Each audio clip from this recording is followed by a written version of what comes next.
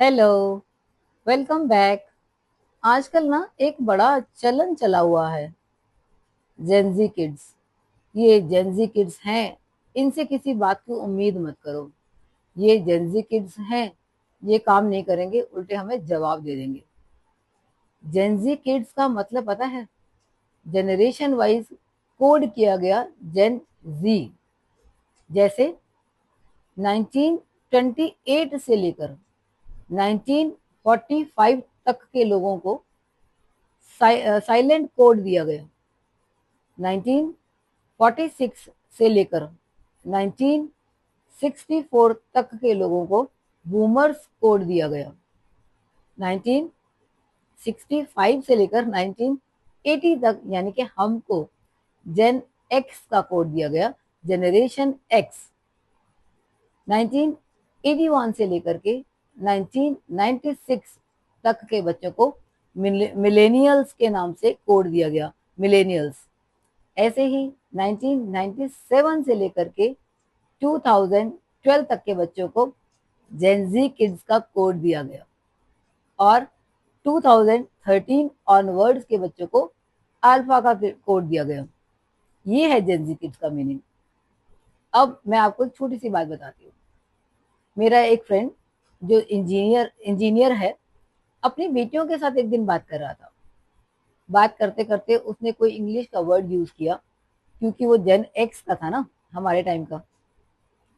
उसकी डॉटर बोली, जो कि मिलेनियल्स थी, dad please stop your Hinglish. English नहीं, Hinglish. That is the generation gap. ये जो अमेरिकन इंग्लिश, ब्रिटिश इंग्लिश और कैनेडियन इंग्लिश के चेंजेस होते रहते हैं, that is the generation gap. हमारे टाइम में कंप्यूटर आया, हमारे पेरेंट्स के टाइम में सब कुछ मैनुअल था, that is the generation gap. हमारे बच्चों के टाइम में स्मार्टफोन्स आए, that is the generation gap. आज के बच्चों के पास ChatGPT, AI, technologies, apps, that is the generation gap. हमने इन्हें अलाउ कर दिया कि आप हमारे साथ बदतमीजी करिए और हम झेलेंगे, हम सह लेंगे। That is not the Gen Z kids. मुझे बताइए, कौन सी जनरेशन की बुक्स में ये लिखा है कि आप अपने से बड़ों का और अपने पेरेंट्स के साथ बदतमीजी करने का अधिकार पा रहे हैं? आपको राइट है उनका दिल दुखाने का। जहां तक मुझे याद है, हमारी तो हिम्मत भी नहीं होती थी अपने पेरेंट्स के साथ ऊंची आवाज में बात करने की। बदतमीजी तो बहुत दूर की बात है। ना ही हमारे पेरेंट्स ने कभी अपने पेरेंट्स यानी हमारे दादा दादी के साथ बदतमीजी की, और ना ही ऊंची आवाज में बोला कभी।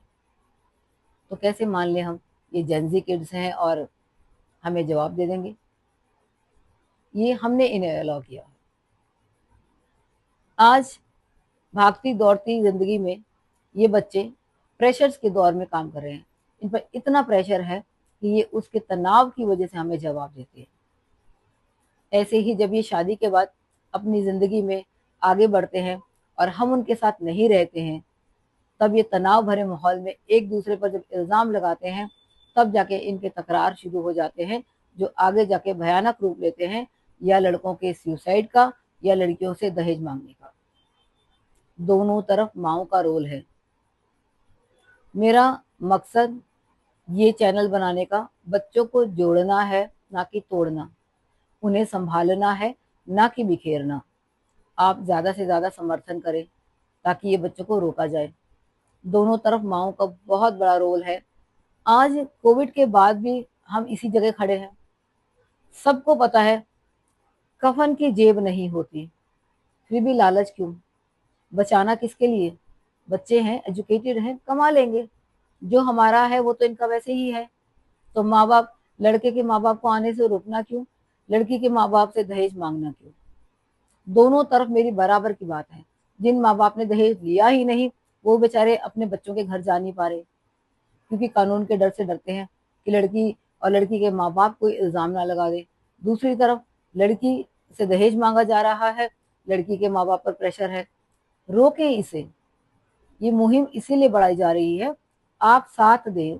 दोनों बच्चों के पेरेंट्स से मैं गुहार लगा रही हूँ, रिक्वेस्ट कर रही हूँ, हमारे साथ जुड़े, इन बच्चों को रोकें, इन बच्चों को संभालें। किसी भी माँ का बच्चा चला जाता है जीवन से, चाहे वो सुसाइड करके जाए, चाहे वो डिप्रेशन की वजह से जाए, बच्चा अपना अस्तित्व खो देता है।